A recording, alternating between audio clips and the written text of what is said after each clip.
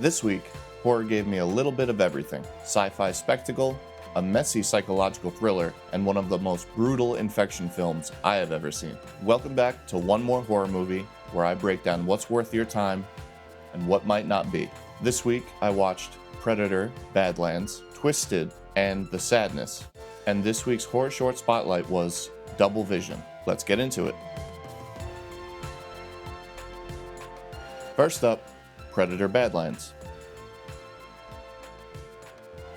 This one leans more sci-fi spectacle than horror film, expanding the Predator universe and mythology. The visuals are impressive, and getting a look into the Yautja culture and the idea of the hunt adds something new to the franchise. What stood out most to me, though, was the story of an outcast trying to prove his worth. That emotional thread gives the film more depth than I expected. It's definitely more sci-fi action than horror, like at all. So if you're looking for tension and dread, you won't get much of that here. Score recap, I gave this one a 7 out of 10 for concept. Characters got a 6 out of 10. And impact, I gave it a 6.5 out of 10, resulting in a final score of 6.5 out of 10. Next up is Twisted.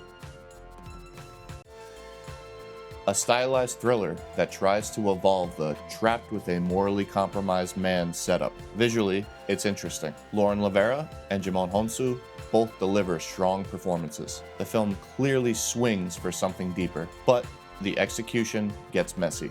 The story feels unfocused at times, and it doesn't fully land the ideas it's reaching for. For concept, I gave this one a 5 out of 10. For characters, I gave this one a 6 out of 10. And for impact, I gave this one a 3.5 out of 10. That gave us an overall score of 4.8 out of 10. Then there's The Sadness. This is a brutal, relentless infection horror where the infected aren't mindless, they're conscious and unable to stop the horrific things they are doing. It hooked me immediately.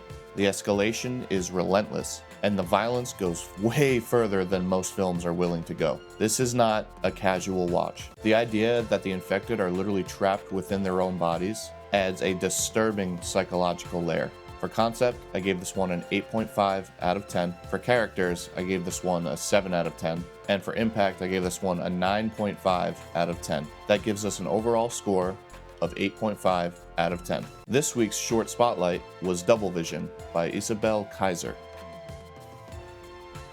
It follows a girl who begins seeing strange things on her way home, and then she realizes something may have followed her inside.